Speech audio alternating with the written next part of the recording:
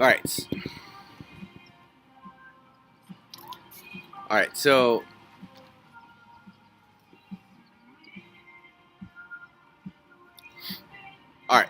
I wanted to make a video. I was gonna do a morning coffee episode on this. Like this was what I was gonna do an episode on today, but figure we already do an episode 5 days a week, so maybe I'll just try the video thing out and see how it works. All right, but I'm still gonna do the coffee thing. Okay.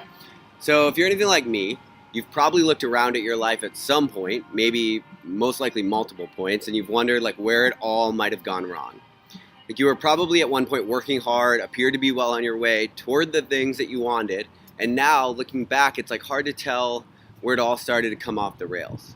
Or the other thing that could happen is maybe you know exactly where it all went wrong, but it's hard to tell why you even thought you could have had the life that you wanted in the first place. Like you look at yourself almost as if you were being ridiculous for the hopes that you had. So our minds are set up in a way that makes navigating the more difficult things in life even more difficult.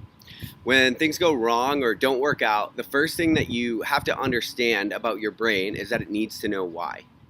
Though one thing we cannot do is like operate without psychological coherence. Often, in the absence of answers, our brain will confabulate something to explain what has happened, and it will lie to our conscious minds about that thing. And it's not to be vindictive, that's ridiculous, even though it does feel like that sometimes, but rather it's because it literally can't operate without coherence. Like I say this a lot in my show, but in your brain, 1 plus 1 plus 1 always has to equal 3, and if it can't, it will figure out a reason.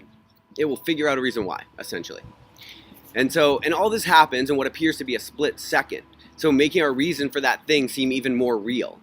But in reality, it's happening outside of our awareness, this confabulation, and like a recess of our brain that we don't have access to. I.e., we're built to fill in the gaps of what we don't understand in a very quick way. Not a beneficial way, and that's what matters. See, your past life experiences, your intellect, and your understanding of the current situation will largely be the determining factor behind the reasons that you give yourself for why things go wrong. So, this psychological coping mechanism might make you feel better in the moment, but it's certainly not guaranteed to help you navigate reality any better. If you've been listening to me for a while, then you know that I'm a firm believer in the fact that we as finite beings we're not always privy to complex answers. And this matters immensely because when things go wrong, there's always something that's happening that you don't know about. That applies to both catastrophically wrong and slight changes that make it just really hard to know where your life started to come derailed. That's why amidst hard times, even though you might want to label it as a suckfest, you have to admit to yourself that this is actually a lot of things. Is it bad? Of course. Does that mean it's going to set you up for a bad future? Of course not. See, that's why you say this is a lot of things.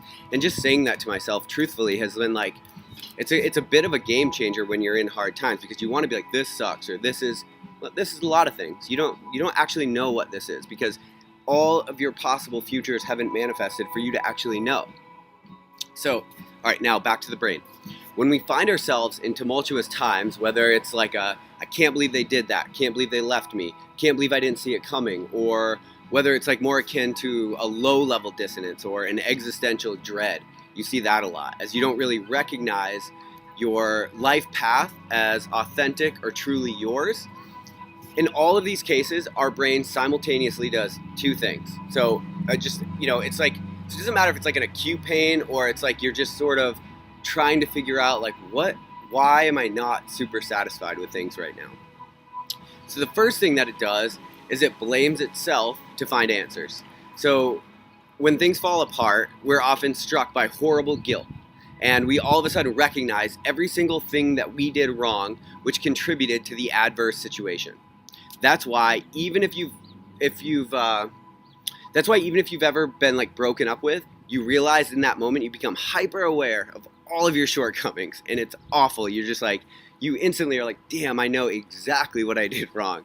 And sometimes those are far-fetched, and sometimes those are in reality, but it's no longer hidden from your awareness. So That's like the first thing we do when things go wrong. The second thing we do is make subconscious decision to protect ourselves from going forward.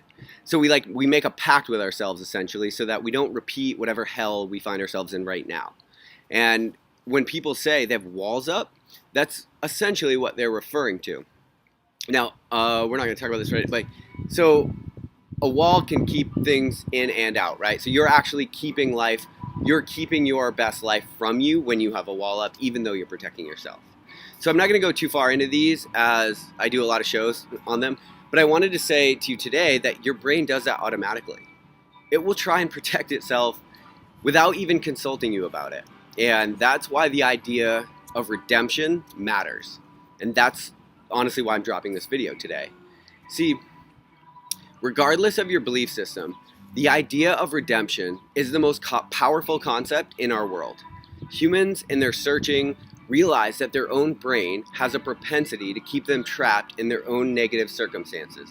And because humans always have a narrative, at some point, whether you believe it was divine or not, we came to the conclusion that we had the ability to change ours to something that was actually beneficial. And so I think today we should, maybe just take stock in the idea that humans have the ability to be down and out, and that in no way does that mean that they're down and out. Like the idea that you can be redeemed regardless of what you've blamed yourself for in the past has to be the thing that defines our existence. Like, I think that it has to be. I honestly don't even see where we have a choice in that. Like, you call it a phoenix, call it Jesus, call it a comeback, whatever your thing is, man, you have to recognize that redemption is in your future and that there's nothing more powerful than the idea that you don't have to be defined by what's gone wrong. You know, we have this odd default setting that is so easily relied on. But the incredible thing in life is that we have a choice. You can rely on the default, the survival mechanisms, the small, the meek, or you can choose expansion. You can choose hope. Hands down, the most incredible mindset available to humans today, hope. Hope that for you tomorrow, things can be different. And you can choose to adopt the belief that the best is yet to come. And the most incredible thing about our lives is that if you really believe that for your life, it actually makes it true.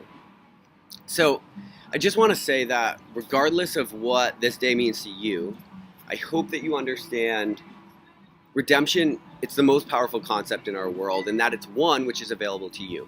Humans have shown over and over again that we absolutely do not have to settle for our future being a reflection of our past. Like, we can fuck up, we can do things that don't even make ourselves proud, we can place blame on ourselves or on someone else if it makes us sleep better at night. But at the end of the day, we can choose hope. We can choose rebirth. And we can choose not to let ourselves live in the hell of what's gone wrong.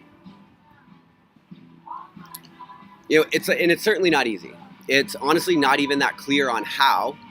But as long as we're here, as long as we're breathing, I honestly don't even see where we have a choice. Like, we have to choose hope. We have to choose redemption, because as long as we pursue that, we get to believe that what will come is so much more important than what's transpired. And that's the only road forward. I don't know, as far as I can see. I really don't see where we have a choice. And so I want to end with a Shannon Adler quote, who was an author. So, when someone you love dies, you're given the gift of second chances. Their eulogy is a reminder that the living can turn their lives around at any point. You're not bound by the past. That's who you used to be. You're reminded that your feelings are not who you are, but how you felt at that moment. Your bad choices defined you yesterday, but they're not who you are today. Your future doesn't have to travel the same path with the same people. You can start over.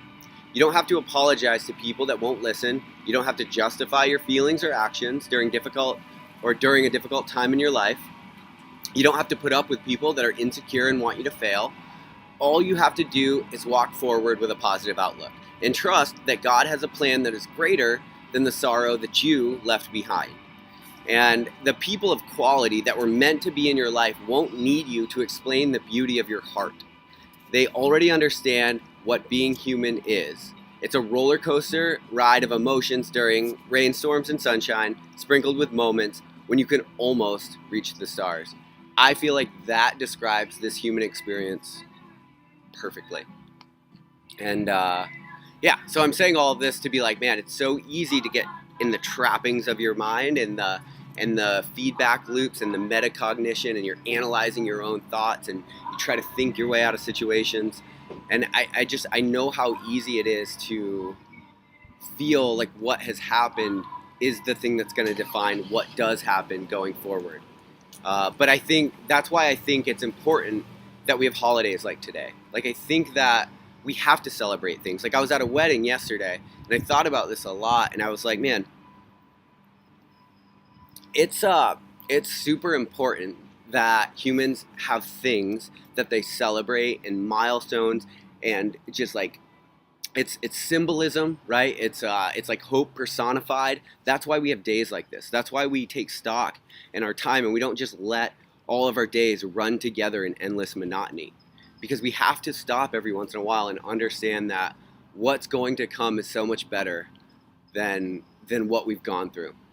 Even if what we've gone through isn't that bad, the idea of redemption, I think it's the most powerful thing that humans have ever figured out. And regardless of your religious beliefs, your whatever you think, whatever theological slant you have or don't have, I don't really, honestly, that's not even what I'm talking about. I just think that to understand that you have hope that tomorrow can be better than yesterday, I don't know. I think that's the most important thing in the world. For you guys that listen to Morning Coffee, I'll talk to you guys tomorrow. Everybody else, thanks for checking it out.